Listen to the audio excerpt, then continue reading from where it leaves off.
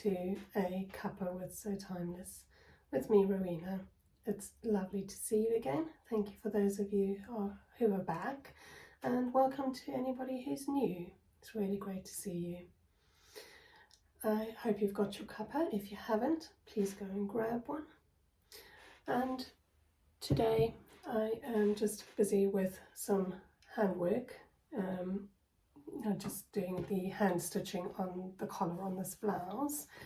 This blouse seems to never end, never come to a finish. But while I was doing that, I thought I'd have a little quick chat with you, because I have got some very exciting news, which you may have already seen on a short or reel that I've put on various channels.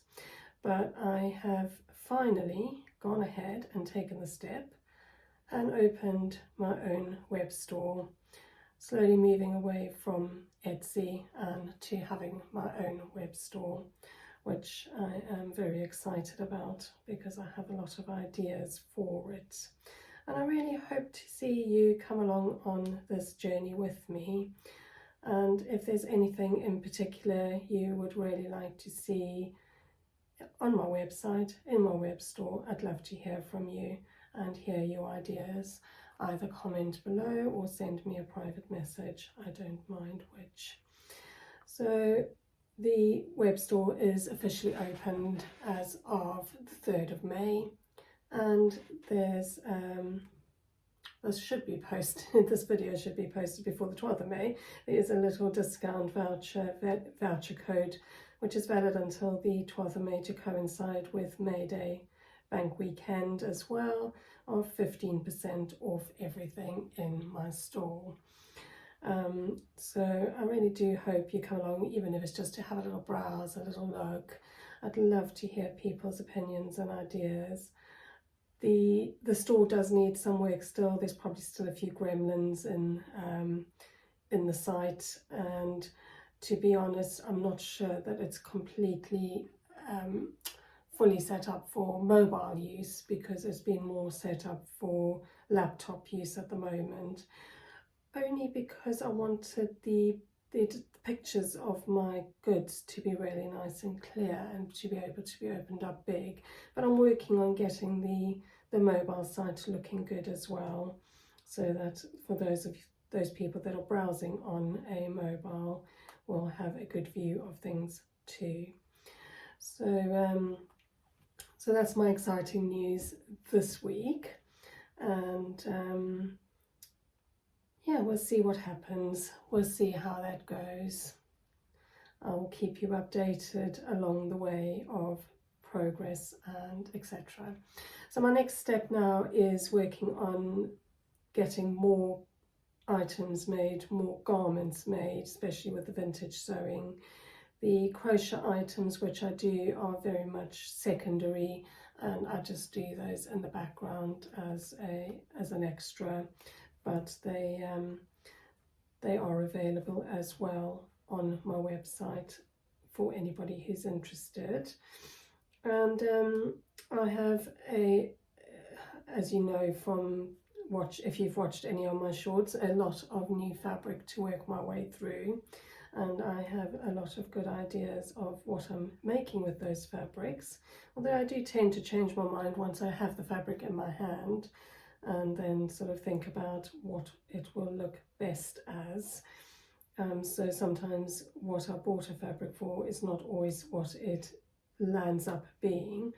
I do also try where possible, because it's vintage clothes that I'm making, that I'm designing, that I'm basing my clothes off of, to match up designs with the era that I'm sewing for. So for example, this blouse that I'm working on at the moment is a 1950s styled blouse. It's inspired by the 1950s styles.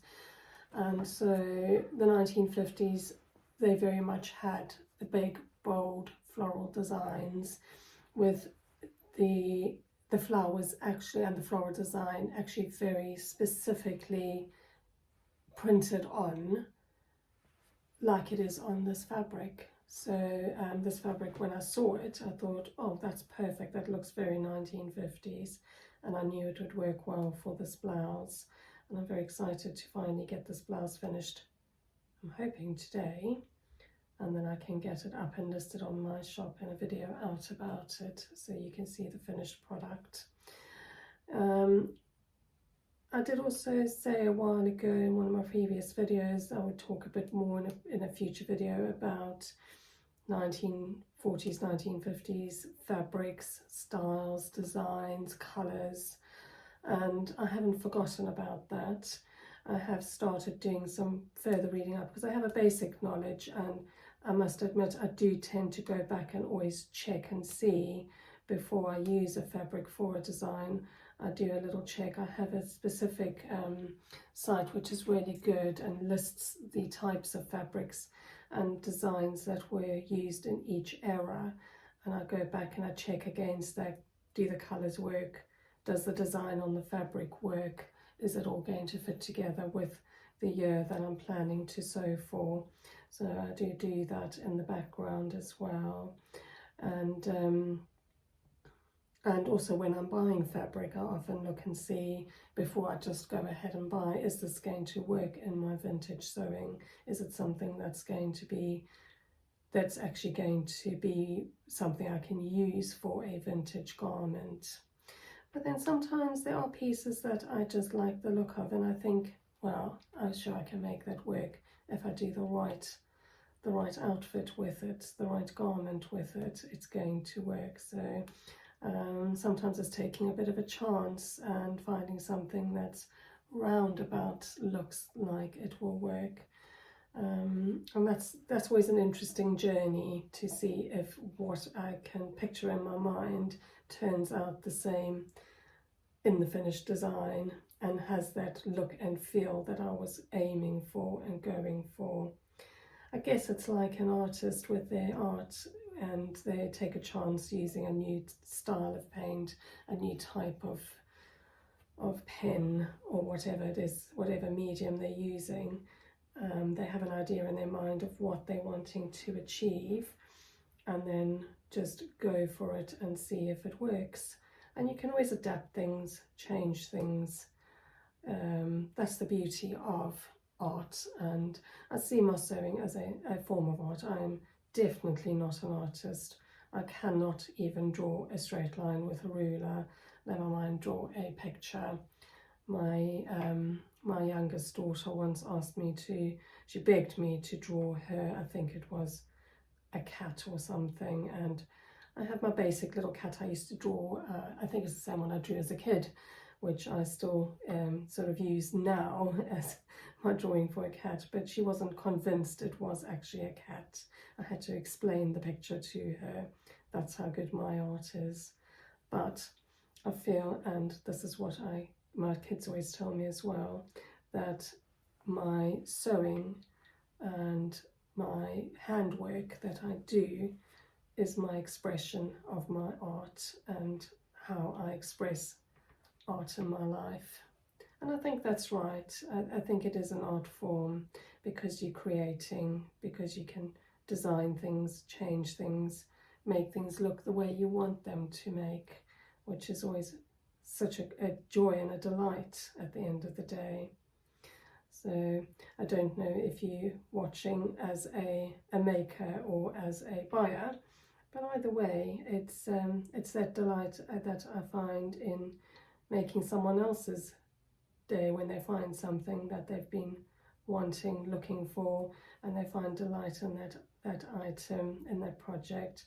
I made a custom-made blouse for somebody once, and their reaction when they received it was just priceless to me, and I really took my time to make sure that it was the correct size for the person and that it was going to suit their figure type as best as I could possibly make it. And they were so delighted with the end product. I was really, really pleased that I'd gone to that extra effort to make it something that they could enjoy, use and savour in their life. So yeah, that's with sewing. I do feel it's my little art outlet, as it were. I think everybody has their own way of expressing their artistic side, because not everyone can draw and paint. So getting back to the fabrics though, I am going to do some more research, and I will talk more about fabric types in in vintage times, in vintage sewing, in another video. I haven't had enough time to do the full research for this video yet, but there is one thing I do know, is there was a big change from the sort of 1930s, 1940s to the 1950s, 60s and 70s, where especially after the war, the Second World War in particular, people were tired of the plain utilitarian, I can't never say that word, utilitarian garments that they were wearing. They were reusing fabrics, they were making do with fabrics. For example, they would use curtains, tablecloths, whatever they could get their hands on sometimes, to sew garments for themselves, for their children, for their families. Because of the restrictions, because of the lack of fabrics that was available during the war times. And so there was a big move towards colour, freedom of form, freedom of design. Particularly in the 60s, you can see the very bright, bold colours coming through the designs. But even in the 50s, it was that move towards that time and that era that was coming in the 60s, with bigger, bolder, brighter colours, bigger, bolder prints.